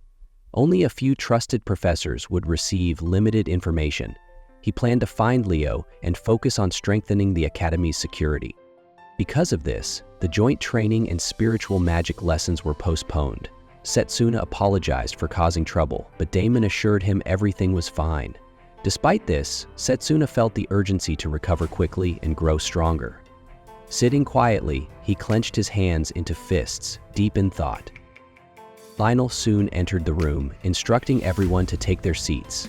He announced the details of an upcoming joint training session with the other houses. The previous competition had allowed students to observe different fighting styles, but this training was meant to push them beyond their limits and improve teamwork across different disciplines. The training would take place in a one-star dungeon, a dangerous location requiring careful selection of participants. Since the event was scheduled to start in 2 weeks, everyone needed to prepare thoroughly. Hearing this, Setsuna realized this must be the dungeon Damon had mentioned earlier. Determined to participate, he resolved to heal his injuries as soon as possible. Later, while walking through the streets, Setsuna and Layla talked about dinner. She eagerly suggested that they eat well to prepare for training. Amused by her enthusiasm, Setsuna agreed, and they headed off together. As they walked, passing students whispered about him. Some pointed in his direction, mentioning how impressive his performance in the competition had been, especially given his use of close combat magic. Further down the street, another group of students looked at him with admiration, with one girl even calling herself his fan. Layla found it ironic that these same people had looked down on him just days ago. Setsuna simply closed his eyes and nodded in agreement. Suddenly, 3 young men appeared in front of them. The blonde one, Carl, immediately addressed Setsuna, confirming that he was the fighter who used melee magic. Carl was from the Noble Salon, a group known for its elite members. Rumors suggested that he would join the army after graduation. Stepping forward with confidence, Carl extended an invitation for Setsuna to join the Noble Salon.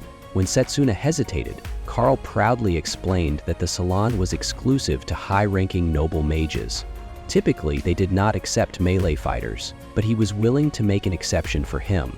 He believed that having Setsuna on their side would ensure their dominance over others. Excited whispers spread among the nearby students, with some finding it unbelievable that Carl was recruiting him. Setsuna considered the offer carefully. As the winner of the competition, forming strong connections could be beneficial. However, Carl's next words changed everything. He dismissively pointed at Layla, questioning why Setsuna was wasting his time with someone so unimportant. He warned that associating with her could ruin his future. Without hesitation, Setsuna closed his eyes, his expression calm. He rejected the offer without any concern, making it clear that he had no interest in joining. Carl and his companions were shocked by Setsuna's response. Carl, unwilling to accept rejection, asked him again. Instead of answering directly, Setsuna turned away, stating that noble bloodlines were meaningless and that Carl was the one wasting his time. Hearing these words from the competition's winner was a serious blow to Carl's reputation. Furious, he pulled out his chain weapon and activated his skill, preparing to attack.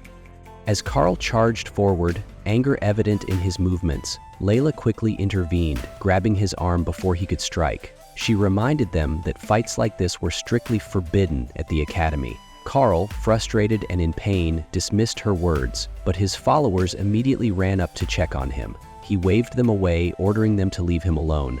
Layla, unfazed, made fun of them, while one of Carl's companions cautiously asked if he was injured. Annoyed, Carl silenced him, declaring that he would inform his father about what had happened before storming off. Layla let out a relieved breath, turning to Setsuna with a smile.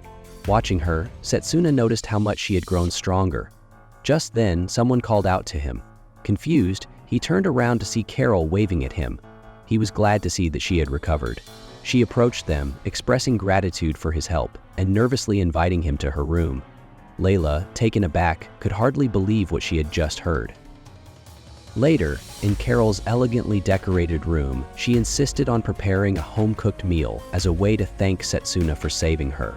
As they settled in, she assured them that the food would be ready soon. Layla, eager to help, offered to assist in the kitchen, feeling that Carol shouldn't handle everything alone. Grateful, Carol accepted her help. As they prepared the food, Layla noticed the presence of medicinal herbs. Carol explained that they were making healing dishes. Meanwhile, Setsuna reflected on the past events, recalling how the principal had mentioned that Carol had no memory of the incident with Leo. Whether due to shock or something more mysterious, she seemed unaware of what had happened. Still, he was relieved that she was unharmed. However, the possibility remained that others could be targeted in the future.